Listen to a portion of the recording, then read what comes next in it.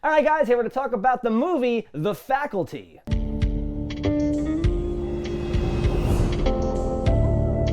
1998's The Faculty, Lee. Had you seen it before?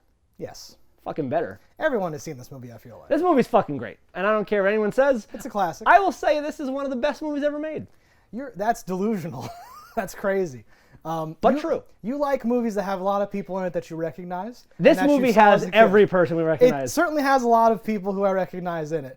I think it's definitely good. I like this movie, right? Whatever. There's very little not to like. Well, I have several things not to like that. We will go over that in spoilers. I'll get into in spoilers. Get my hammer ready. Yeah, it's still good. It's still whatever. I don't know if it's continuing to hold up exactly as good, for me at least. Maybe better. It's kind of like whatever. Some people say that Back to the Future is a perfect film. I think it's The Faculty. I appreciate how much you love this movie, and I will just I will admit that it did catch me at the exact right time. That this is like middle school me, watching this movie with this, and I won't even say it was it didn't catch me that first time around with I know this person, that person, this person. I don't know how many people were big at all. This might have been.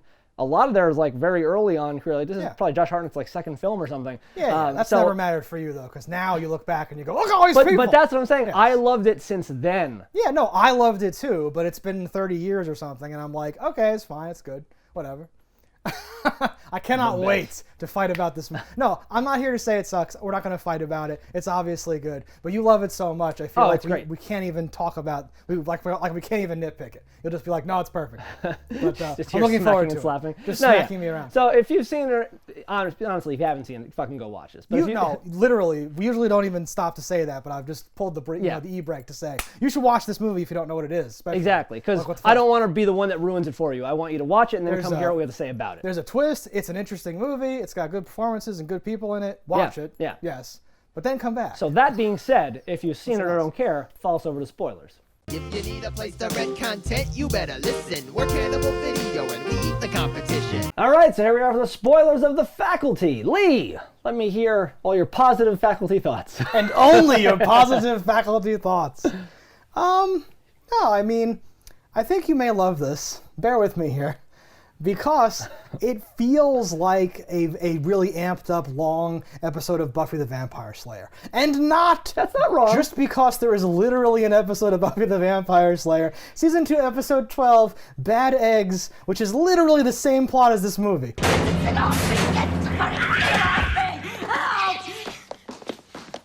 Are you okay? I'm fine. Charisma Carpenter was almost the role of our cheerleader reporter girl. Demi Lovato. That's not Demi Lovato. Not at all. No, her name's Delilah. What's her name? Something Brewster. Jordana Brewster. Yeah. Mia. Yeah. From Mia Toretto. Yeah. It was you. It was you. That's my favorite line in Fast and Furious. It's our favorite line. Yeah.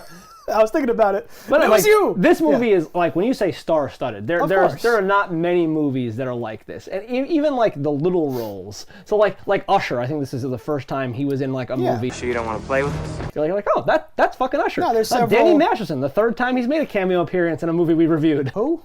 Danny Masterson, he's Hyde from that 70s show. Oh! Got any more, man? Just say Hyde. Isn't he a rapist? Well, let's say allegedly just in case. A rapist? But I believe he's allegedly a big-time rapist. That's what I'm saying. Yeah. Allegedly a prolific rapist. At this time, though, I liked him. I liked him, too. Yeah. On the 70s show. And he was also, another connection is we have reviewed How to Make a Monster, the movie he cameos in, and he plays Clea Duvall's boyfriend in that. You fucking bitch! Twice as good. Same character, same universe. That's what I'm thinking. But this is 1998 Clea Duvall, who I can say was probably one of my big crushes at the time. Yeah. Oh yeah, 11-year-old me. Oh Woo! Shit. The only thing in my way was the fact that I was 11 and she's a lesbian. If there wasn't that.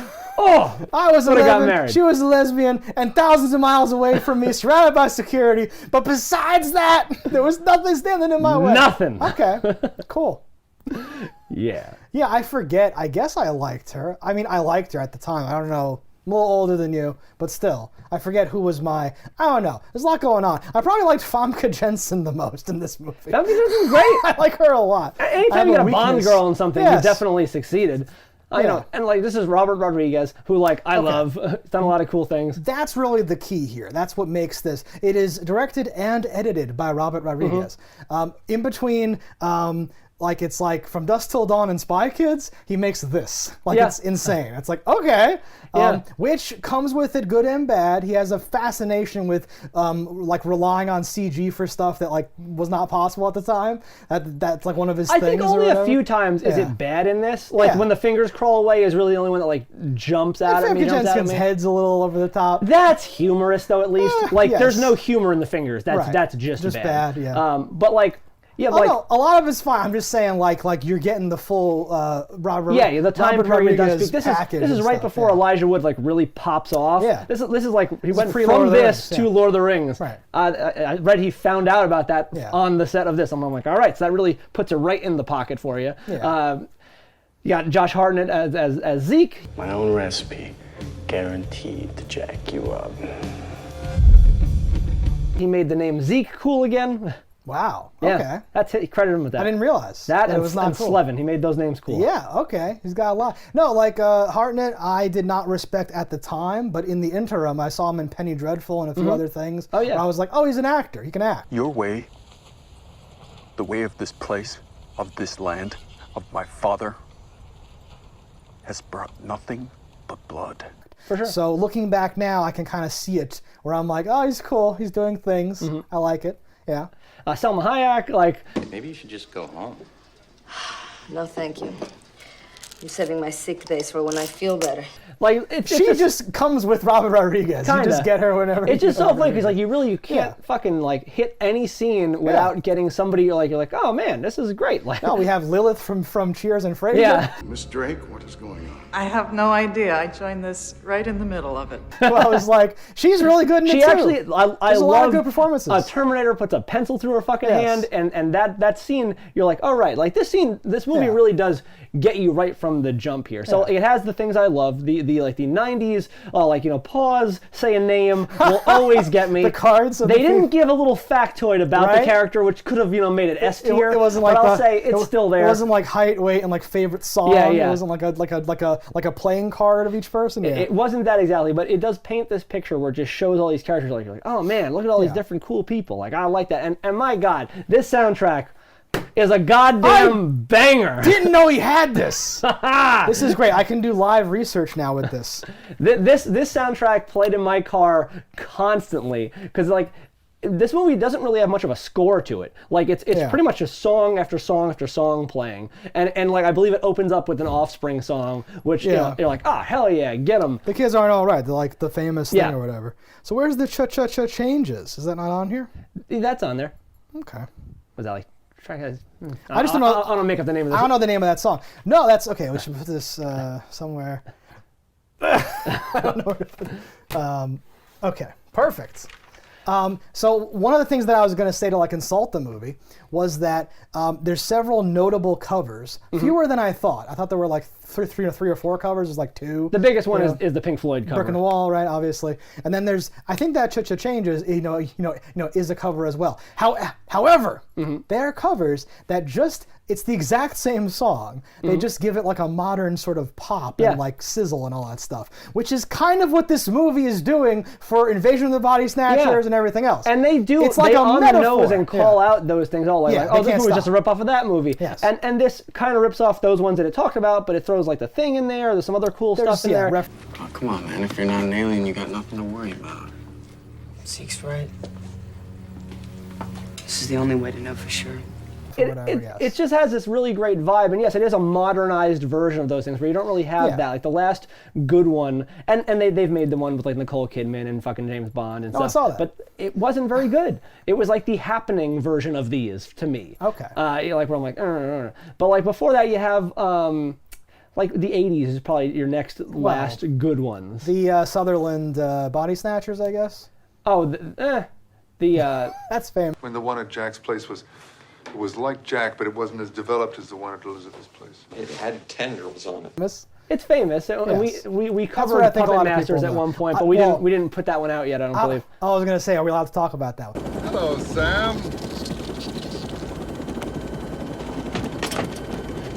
I can fly a helicopter. But shout out to Puppet Masters. Shout out to Clea Duvall reading Heimbach and actually knowing, oh, that's ripping off this though. Her fucking like, oh, whatever. Well, Jack Finney's The Body Snatchers is a blatant ripoff of The Puppet Masters by Robert Heinlein, so you can completely disregard that entire work. Whatever.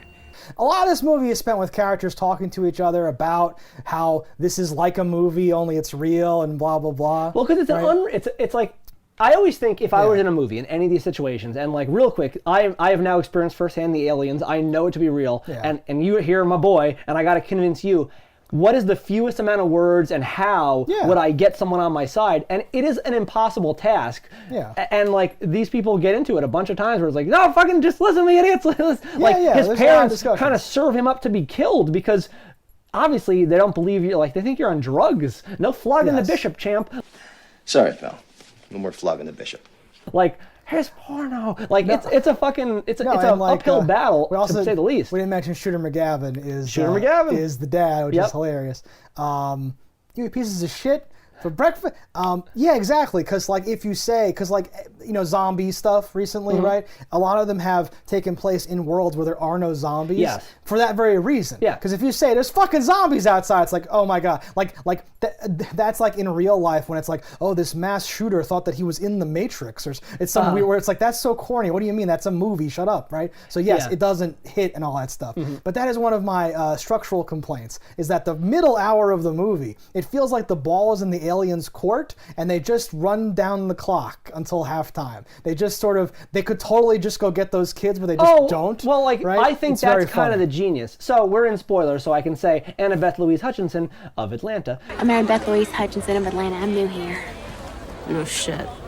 She is, the queen here. She is like, the big bad. And I think her playing it out and how she plays it out, where she is almost still trying to get these friends, like these outcasts, this group here, and she's because she could just overpower them easily and just kill them. She knows where they live, she does these things, but she wants them to like, I think, accept her as a friend to choose her. You're saying kind of interesting because there's many opportunities here where she even throws off things in a way that is dangerous to herself. Yeah. Like she presumably has a hive mind control over all the ones under her, but still has Femke Jensen say like, no, have her do it first. No.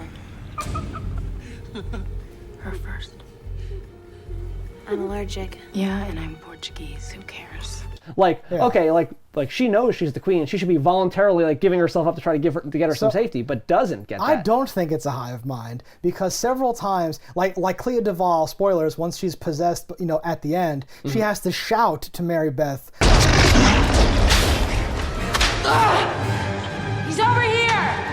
Like, they're over here, or something like that, right? And the teachers are talking to each other, which is mostly for us, because they're talking in English, where I'm like, why would you talk in English? But they're also talking. They're like, how'd it go last night? Oh, it didn't go well. And because they don't instantly know anything. Yeah, maybe hive mind might not be exact word. I'm taking it as they take their orders from a higher power, they have their own cognitive abilities to get to that point. And they say the phrase, part of a larger organism several times. So I thought it was a hive mind, but then in retrospect, I'm like, I don't think it's actually a hive mind, because they're not doing that creepy thing that's in Body Snatchers where it's like, why is there a cop and like a dude in a chef's hat and a little kid all like helping doing something without talking to each other? But they do have weird moments where like everyone raises their hand at the same time when they're trying to escape. It's pretty creepy how like everyone's kind of like looking at them. They're hearing whether it's subconscious that they're hearing their names whispered or if it's actually being said. They're the only ones who haven't been turned or whatever.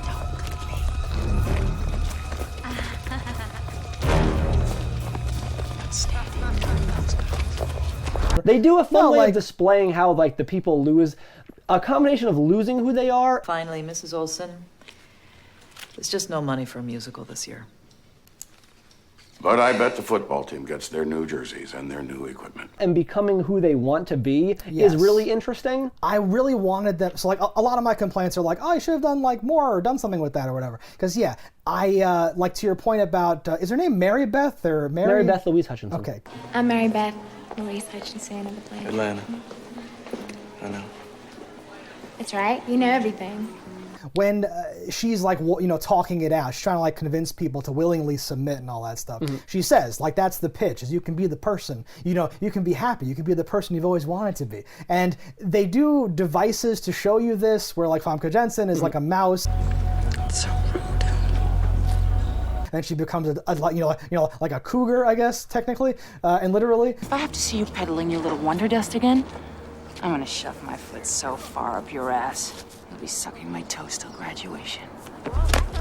Like she transforms, like radically. But I wanted there to be something where like that's the trade-off, where you get to indulge yourself and reduce your inhibitions. But if you resist that, it like hurts, and like that's like how it's controlling you by tricking you into doing stuff that you secretly want to do or something. But it just seemed like because like the couple who's always fighting just stops fighting at the end, and I'm like, why is that? Did you recognize anyone in that group? No. So the guy in that group, we've seen him before. He is the friend in like the trucker's hat in House of Wax. Dylan, please don't film me.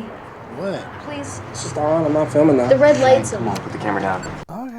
And the girl who I was not familiar with, but I made sure to look up this time because it's weird. In the end, they do the same thing where they pause and they show names in credits. And for some reason, they show those two and give their names. Yeah, they do. And I'm like, well, he wasn't big, and I don't know who the fuck she is. She is the youngest of the Phoenix siblings. Oh, like the last name was Phoenix, and I actually thought to myself, that would be funny, and it is apparently. Yeah, she is. Oh, they were like, let's get her into an acting role, and it failed. And there are other people that I'm like, I feel like are more notable or bigger that didn't get a shout out at the end, but I was like, what was that deal there? Yeah. I don't know. Maybe Harvey wanted to get in her pants or something. Who's to say? That's right. This is a Harvey Weinstein movie. Oh God, I was gonna say, because I was gonna give Robert Rodriguez all the credit of like, well, this is a theme where he just has famous friends and he knows how to pick the right people who are gonna keep being famous forever. Apparently, I do think he has some sort of a power there. There's something happening. But there were a good number of like first choices that didn't pull through, and Robert himself wasn't the first choice. It swung to him, I think, last minute. I do think this would have been an interesting movie had Sarah Michelle Gellar and Charisma Carpenter signed on. Yeah, we touched on that earlier. We didn't finish it out, but yes, like it has the vibe of the Scooby Gang thing happening. Yeah, it does. But like more, and it has the vibe of like once it's over, it's like, well, okay. Well, hold on, because what I mean to say is that in Buffy, they are always saving the world, but they're doing it alone. Like in a movie about the body snatchers, they would cut. Like there'd be this intro scene of like, "Sir, we're tracking this thing on the radar. What like when she crashes," and at the end the government would come in and like cover it all up or something. This movie presumes that like, no, the kids just saved the world all by themselves, all alone, in this little thing, and they got away with it, and everything's fine. Even Jon Stewart is like, "Hey, that thing at the end where he's got he drops a donut. He has the eye patch, and then his like fingers are like still cut off. Everyone else is healed and like they're fine. Well, his fingers he's fled. Messed up. That's hilarious and stuff. That he just eats shit or something like that. Okay, the Buffy point though is that oh, it's a gas leak. Oh, sorry. That's how that episode famously ends. It also has vampire cowboys in it. It's a wild episode. You should watch it. Not you, them. You should watch it. But the point is that's a wild element that like not all movies on this scale do. This is intergalactic combat, but they've just solved the problem in their little town. That was it. They're like, okay, we did it, right? Yeah. Well, because they were able to act fast enough. It's not Sunnydale though. There's no like hell rift or something. It's just Well, okay. But I do love the thing like well, they're not going to blow up the White House Independence Day style. You're going to sneak in the back door, and that does make so much sense. Yeah. The only thing I think what makes more sense? What's that? Day 2, just 10 cars drive in different directions with like sacks of like extra instantly. So the issue or solution here is the fact that you just kill the queen doesn't matter. That's what I'm saying. My issue would be that the queen would not be a frontline fighter. The queen would be like underground or in the ocean. She'd or be like in this something. chamber or something, protected by people. She's not protected. It's insane. It's actually insane. She's dumb and she deserved to lose. All right. Have it your way, because this is where your land of fiction gets it right. We win. End of story. Meh. I love like come the ending and they're both at Josh Hart and they're like Zeke, she's the one. No, she's the one. All right, Mary Beth, why are you naked? All right, quick question. Where he has to be like, yes, that was great. Yes. Ask me something, Mary Beth. Why are you naked? This movie, shoot her. The legacy of of the faculty for me was I remember renting this from Blockbuster Video. It was like a 2 for Tuesday type of thing. Like rented 2 movies, and I watched the other one, and then my mother returned both movies, and I hadn't watched it. And then the next week I rented it again because I was like, well, I'm gonna fucking watch it now, and I did, and I loved it. And I like shortly afterward I bought it, and then when it came out the DVD, I bought it on DVD. I've bought it many times. But you've never forgiven your mother. That I could have had one more week watch, of right? enjoying this movie. That's a week of your life you'll never get back. It's wasted. No, I've seen this movie like 1,000 times. I love it. Like a lot of parts stay with me. Like grabbing Casey and running him nuts first into a fucking flagpole. Oh, yeah. This would cause irreparable damage. He could die from this. Okay, I'm glad. So like I'm clearly a lover, not a fighter. So I've never done anything in my entire life. So like I almost mentioned that of like it's typical movie where like bullies are like actually killing people and murdering people, and then you're gonna be like, no, Lee, we used to flagpole people all the time. And no, like we did some things, but that's like maybe the Midwest goes a little harder. It seems like over the top to me. A little over the top. And get a fucking eye dog. Maybe if you didn't paint your fucking eyes shut. Are you Sarah Connor? Robert Patrick is in this, and I thought he kind of steals the show in the scenes he's in. I was really impressed. He plays the T-2000 or T-1000 or whatever he plays the more advanced, the Morphe Terminator guy. Mm-hmm. And in that film, he's meant to be sinister, but like flat and emotionless. And in this movie, the opening scene is him being like, get your ass out there and play football. God damn it, you call that blocking, you pussy pukes? You gotta pick up the linebacker. God damn it. He's like going crazy, and I'm like, oh, this is great. He's like an actor. And he gets to do different permutations throughout the film. Once he gets infected and it turns on, he smiles at one point, and I'm like, oh my, this man, like when you need someone to play an unearthly being, this is the man. He's great. He doesn't seem human the way he hits it. There's something about everything. The way he delivers his lines. He is like a perfect baddie here. Love it. I don't think a person should run unless he's being chased. Being chased. I like that. A lot of his delivery is very unsettling, and like the repetition, because at first, like, they don't really lean into this too much, but I sort of project it onto the film because I like it, where I'm like, oh, they're like learning how to talk and think and do their... It doesn't make any sense. But I have a lot of questions about that, actually. His repetition, you look very pretty tonight, and like saying that multiple times. I need a pencil. Yeah, but trying to get the phrases to work as if I'm not used to having an alien in my brain. I need to like figure this out. He's like stumbling a little, but then it smooths out, and he's just like, of course, follow your dreams, kid. You seem to be going through some life-defining turning point, and I'm not going to stand in the way of the human condition. And like smiling and and many shit, times like, you get these, it's so creepy. Set up and payoff moments in this movie, and like one of them is I'm like, what kind of human being would I be if I didn't do that? Thanks for not reaming me, Coach. What kind of human being would I be if I did that? He's not human. You get what's his face? Jon Stewart says like, well, I might as well just stab a pen in my eye. Maybe I should just put a pen in my eye. And later he gets his pen stabbed in his eye. That's very cringy. Annabeth Louise Hutchinson herself says I'm feeling kind of alien myself today. Y'all believe in alternate universes and alien beings and stuff? Feeling pretty alien myself today. Does she? Yes. Okay, so like I obviously remembered the twist or whatever, but I thought they laid it on very quick, very, very thick. At one point she says like I don't like it here, I never should have come here or I never should have come to this place. It has like a weird tone where I'm like, you are talking about coming to Earth. Jesus, I wish I'd never come here. I don't like this place. You crazy bitch. I don't know. Trust me. It was very telegraphed, and I was like, oh, God. Because she literally says things like, I'm an alien. Like, no. But I'm saying, like, so much of her dialogue has that. I thought... She says, like, that would literally kill me. You sure? I'm allergic to aspirin, so that would probably kill me. I wouldn't want to do that. No. And all that stuff, and I'm like, okay, it will literally kill you. Like, what are you talking about? Her character itself is very interesting. So, like she is an alien. Yeah. But, like, so she presumably, like, I guess took over this girl on her first day or not, because she's able to fully transform Makes no or not. sense. So it's like, she may literally just be an alien and there never was an Annabeth Louise Hutchinson. Right. Which makes me wonder, how does she know things about, like, never having lesbianism in her lineage? Yep. I don't think I've ever met one before. Have you been out long? You know, I think it's very impressive and evolved. Not a lesbian, all right?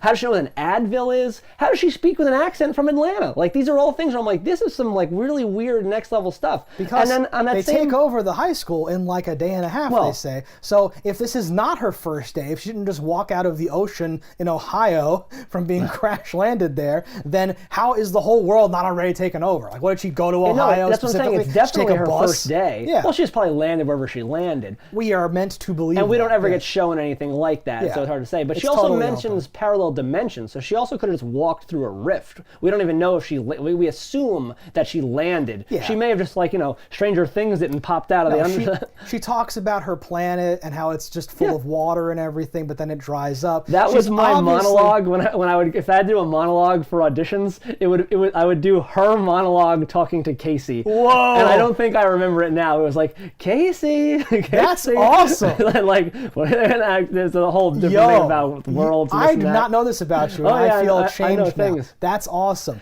So my takeaway would be that's Earth in the future. Because he says it's like based on a squid or something, right? So like Earth cephalopods, squids, octopi, whatever. After we go extinct, after the ice caps melt and all the land is covered in like water, evolve eventually into her, right? But then the cycles keep going. It eventually is drying out. She goes through this interdimensional rift to an earlier version of Earth. I don't hate that. And honestly, evolving from like things that are able to completely camouflage themselves into something that can now turn itself into a different organism. There has to that be works. Something. Well, because no one else can morph into a tentacle monster. It's just her. But it doesn't make as any her sense. Earth was drying up, I have a feeling that she might have been the last of her kind left, because she seems to have this longing for friendship. Because while she is here to take over our Earth, she is a genuine friend to a lot of these people. There's a romantic interest in Zeke. Yeah. She helps Stokely. She literally pushes her into a relationship. She pushes her into his lap. You should just go talk to him. No way.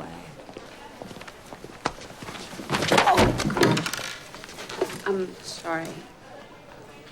To try to get something going. She wants something more. That's why when I say, like, yes, at any moment, she could have easily sent the army to these people and just taken them out. She did not want to do that. She wanted this friendship that she didn't have, this longing, because once she takes them over, I don't think that she could have that same relationship. Now they are doing what her bidding. She wanted friendship. I like that a lot. I don't think, because at the end, she's just killing them. She's just trying to kill them. Well, because I think they wronged her for the last time. When she starts to destroy the lockers and throw things, but she's like, fine, because they're not going to come over willingly. She has to fuck it up. Yeah, but there's no like event, right, that changes her from one to the other. No, it just feels like she would. I love your theory. I'm just not sure it's well supported by the text. It has to be though, because like otherwise the movie you love so much would be bad. No, it doesn't make the same like. Yes. She could have just done it so quickly if it wasn't her intent. Like, if she wanted you dead, you'd be dead already. Yeah, I'm going to cite this in the future when you nitpick other movies. And those movies are bad. And I'd be like, it's like that, where they've just choosing not to do the thing. I'll tell you what, if you put 6,000 hours into any one of those movies, I will consider you a master, and I will accept This doesn't take 6,000 hours I have put 6,000 hours into this movie, and I have my research, my due diligence is done. Yeah. Did you also recognize someone buying some Nev Campbell VHS nudies? It's Nev Campbell? And Jennifer Love Hewitt, right? Yep. Yes. That's our boy from Monster Man. Oh, the other kid. Yeah. I like those guys. When they're like, do you have any more of that stuff? No, not in that group. There's a separate buying nudie VHSs from a whole them. Other set of people. I'm sorry. Yes. Yeah, and one of them I didn't recognize Monster Man that we covered. I just know the scene you're talking about. Yeah. So endless cameos throughout the film. They're everywhere. Yeah. And these are cameos that could not have influenced my liking of it, because I wouldn't have seen Monster Man for years to come. Yeah, no, I'm just saying it doesn't make the movie better to be full of cameos. Oh, it does. That's where we differ. Like I'm not fooled by recognizing people's faces. I'm like, yeah, it's wonderful. Is this gonna be on the test? This is the test. So you talked about the end where she's throwing the lockers and doing all that stuff. Yeah. This is hit or miss for me. I like it, in general. There's a great scene in like the pool. I thought they did some cool stuff there because when it's submerged in water, it looks a lot better. And I was like, cool. Yeah. And when it grabs Clea Duvall and whatever they call that, where it knocks you over or whatever, and her legs and her legs face bashes or something, yeah, because like her head like hits the porcelain, the tile. Yeah, you think she's dead. And so it hits her face, blood comes out of her mouth, and it mixes with the water that's already on the floor. Yeah. It looked really good and really cool. And then in the exact next shot, it's just a pile of ketchup and then she's sliding, and I'm like, but it was so perfect in that like one shot. I was like, this is so good. Angry when the first time I watched it, I was like, no, because often in movies they kill the girl. They kill the one you like off, and I'm thinking, oh no, because I'm like, oh, they're not going to transfer her. She just bashed her fucking head. She's probably dead. She's probably dead now. And so when she wasn't dead, it's a roller coaster. I was like, oh right. And then she's in the water with it. I'm like, oh no, now she's gonna be dead. Now she's gonna be dead. And then somehow, Elijah Wood gets her out of the pool. I'm like, well, that doesn't seem like that should be able to happen. I think it's because Mary Beth didn't want to kill her. She wanted to convert her. Yeah, I don't know why she's biting at her then. I think it was a scare. Into what? Pooping. She loves poop. Yeah, little known fact. No, I had the same thought of she's trying to convert them and do something special, but then it looks like she's going to just eat her underwater, and I was like, whatever. At the end of that scene, though, they do this thing where she's morphing back into the naked chick, and like the shadow and it's like tail and trail sort of blend together in this really artistic way. And I remember when I saw that exact shot, that frame, I was like, I remember this from my childhood. This is it's good. I remember a lot of that stuff. Doggy paddling to the ramp and then going out. I was like, going out. Get it. But that cool one. There are some effects that work very nicely in this movie. It's got some good. The practical effect is great.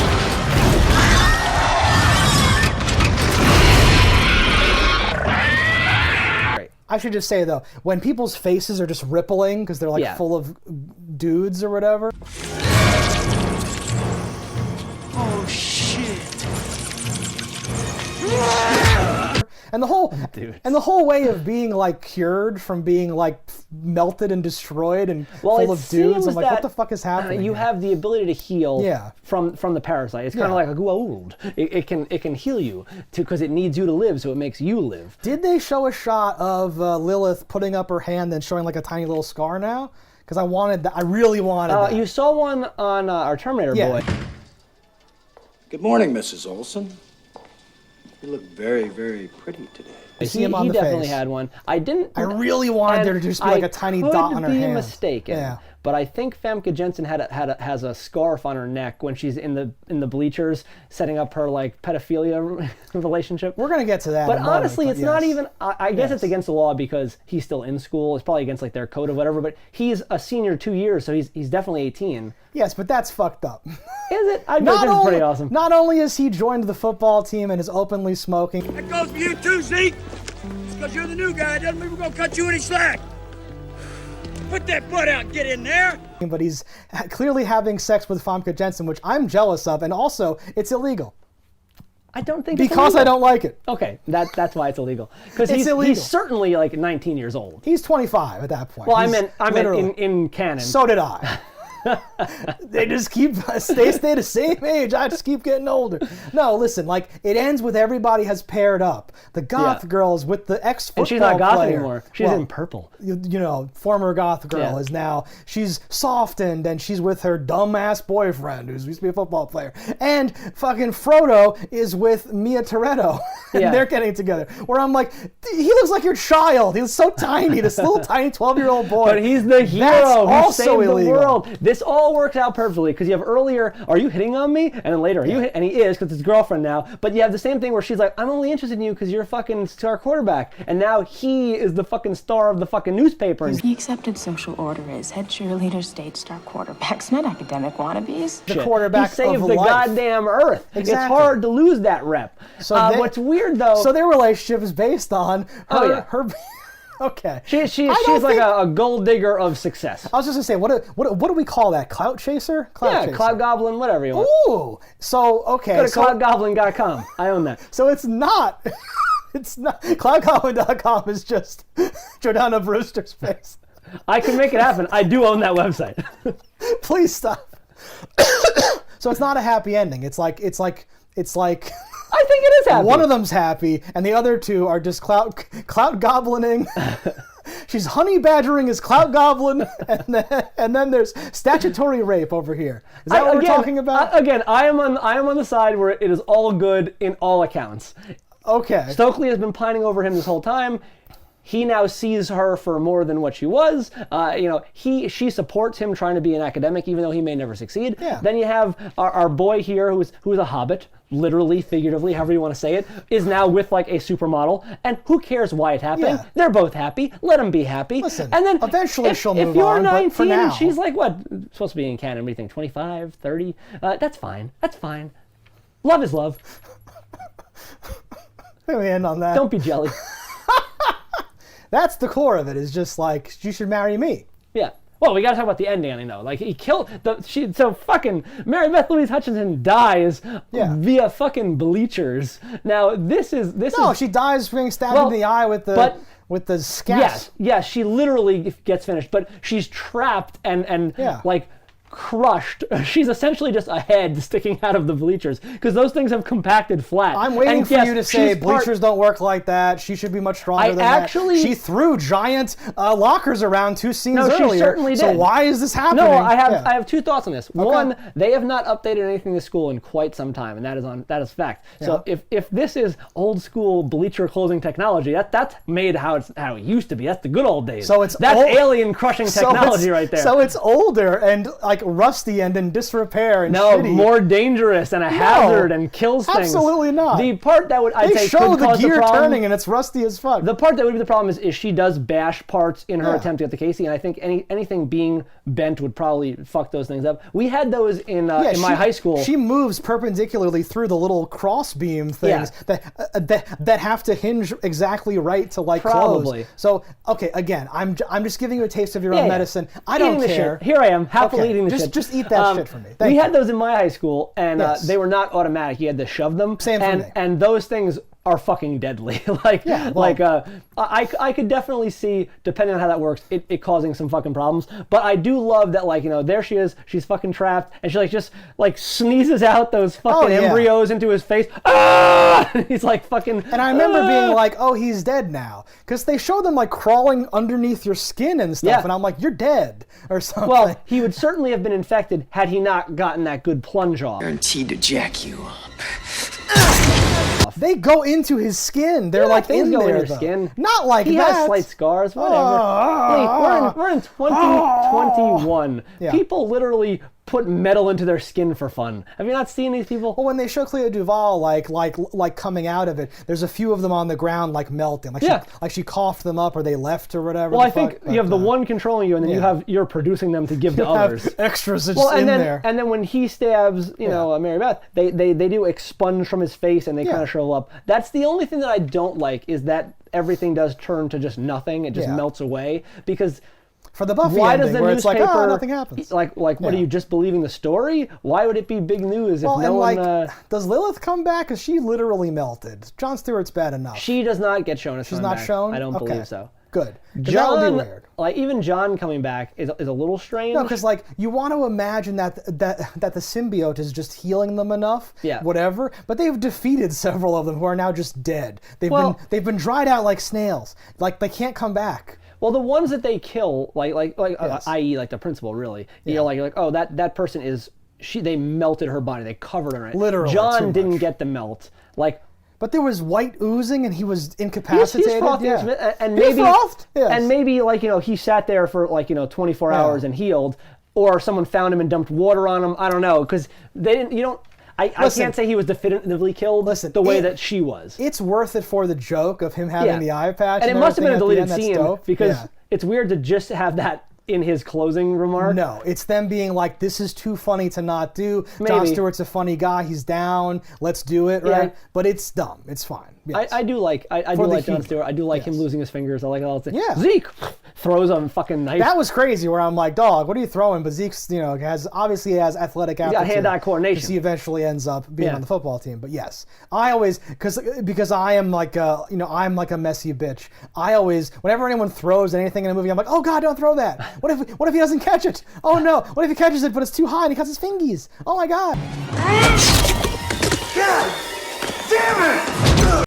Alright guys, thanks for watching. Let us know in the comments below what you thought about it. Don't die in a fire, and we'll see you next time. If you want to support the show, head over to cannibalvideo.com, pick up some merch. And if you haven't already, hit that subscribe button.